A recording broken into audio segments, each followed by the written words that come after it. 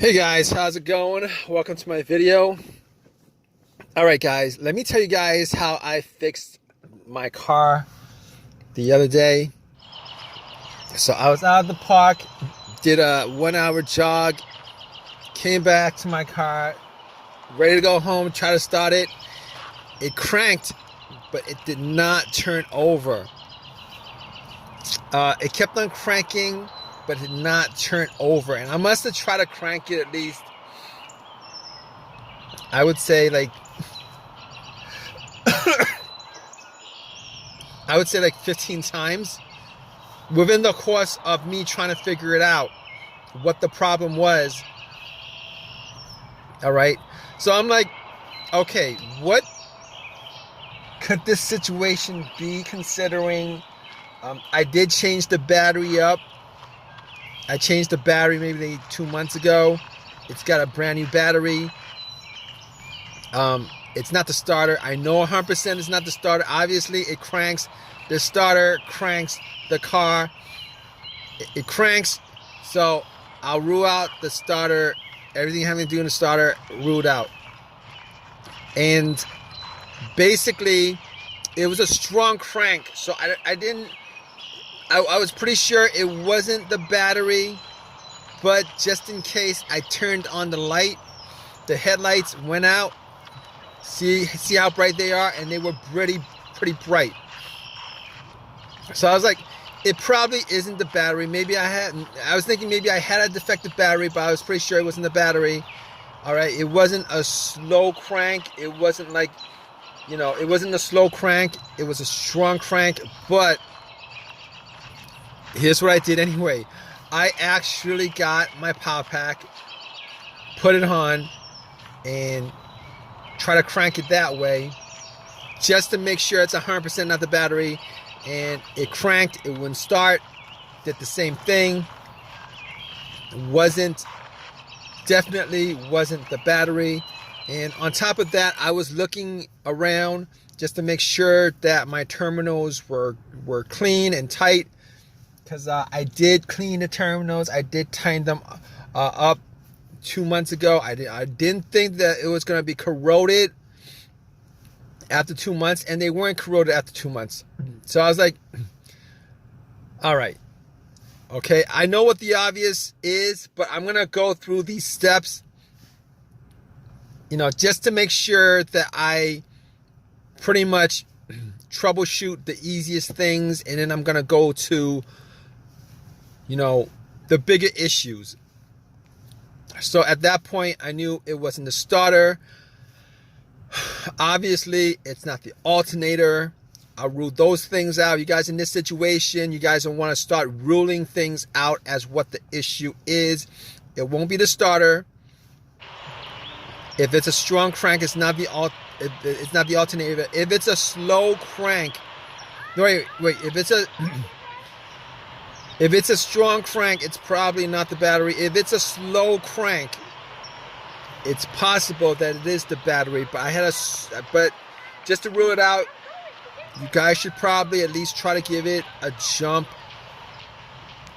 This situation, just to make sure it's 100% not the issue. All right, so it's not a slow crank. It's a very strong crank, and it cranks up pretty strong. All 15 times that I try to crank it up. So I can rule out those things. Check all the terminals, rule that out. And the negative wire, I could rule that out too, because I wouldn't be getting a strong crank. Well, it's possible. It's possible that it could be the negative ground wire that could cause that issue. It's very possible, maybe. But I was getting a strong crank, so I was pretty sure that all the wiring were tight and good, and it wasn't with the negative or the battery or any of the other stuff. So moving on from that, I'm thinking to myself, okay, maybe it's a fuse. Maybe it's a fuse, the fuel pump. Maybe it's a relay to the fuel pump. Maybe it's the fuel pump itself. Could be the car's computer, all those things. All right, and I'm gonna help you guys troubleshoot this because I troubleshooted it. All right, it's how I troubleshoot this whole entire issue. All right, if you guys have this situation, this is how you guys troubleshoot this issue. All right, you guys have a crank, but it won't turn over. Here's how you do it. All right, maybe it's the car's computer. Now, I was not getting a check engine light on the car. I was not getting a check engine light on the dash. So I could pretty much rule out a whole bunch of things. All the sensors, all the things that be caused by the sensors, I could pretty much rule out. There was no check engine light, and I'll tell you guys what, when I actually, when I actually put an OBD2 on it, okay, when I put an OBD2 on it, first of all, it actually ran through the scan, gave me a whole readout. So I knew that it was probably not the car's computer to begin with. That's very important. There are situations where the car's computer has issues communicating with the car itself, whether it's a wiring issue, whether it's a blown fuse issue, a short or whatever. Sometimes that occurs, and when that occurs, it will cause the car to crank but not start.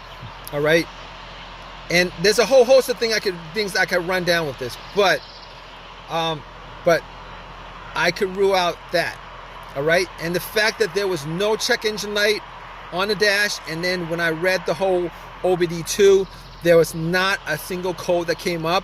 I could rule out anything having to do with the mass airflow sensor, could rule that out. I could rule out the crankshaft, camshaft. I could rule all that out. And I could probably rule out the throttle position sensor on top of that. So if you guys are probably thinking it's probably one of those sensors that's causing it, one of those things that's causing it, if it's not coming up, if you guys don't have a check engine light with this no crank, with this crank but no start issue, it's a crank but no start issue, you guys probably rule out all those things that has a sensor connected to it, which is a whole host of things. All right, and this situation pretty much simplifies a whole lot of things as far as troubleshooting this issue is concerned with a crank no start issue. All right, so let's go down from there. All right, now I'll tell you what. All right, I wasn't able to get my car started at the park, so I had to call AAA, had them tow my car to my house so that I could actually do a bunch of tests. I didn't have my tools with me, so I wasn't able to get it started. All right, I assumed that it was a couple of things. So when I got home, I had to pretty much go through all the fuses. All the fuses were good. All right, all the fuses were good. So next up would be the relays. I assume in this situation that it was probably either going to be a fuel issue like maybe a relay or a fuse connected to the fuel pump that would cause this situation. All right, so I tested out all the fuses. It wasn't that. As far as the relay was concerned, I did swap out the fuel pump relay with another relay, with a similar relay, with the same exact number. So it was I did swap out one of the relays for the fuel pump relay, and that didn't do anything as far as that situation is concerned. So at that point, I was thinking, all right, I got to figure out whether it was the fuel pump that was causing this situation. All right, definitely was sure it was not the relay. And on top of that, I actually took off the line for, to the part of the fuel line just to see whether there was any fuel getting pumped out. There was no fuel pumping out. And on top of that, I actually did not hear the fuel pump prime. All right, when I turned it on to the on position, did not hear any kind of priming coming from the fuel pump. So at that point, I knew that it was probably the fuel pump that was the issue. In fact, it was the fuel pump that was the issue. Now, I was hoping that it would have been the fuel pump relay. If it was the relay, it would have been the quick fix. However, since it was the fuel pump, it took an hour or two for me to replace it. Got the car to start afterwards after it was replaced. It was the fuel pump that was the problem. If you guys have a crank no start, like a whole bunch of other scenarios, no start scenarios, what you guys do need to do is, you guys need to troubleshoot it, because it could be, like I said, a variety of things that would be causing these kind of situations. Hopefully, if you guys are in the same situation, this video has helped you out in some way. Maybe it's a fuse that was blown or something like that. Hopefully, you guys got a simple fix for you. But that was my whole entire the whole entire scenario happened because the fuel pump needed to be replaced. All right, guys. If you guys have any comments on this, please drop a comment in the comment section. Please give me a thumbs up and please subscribe, guys. All right, take care.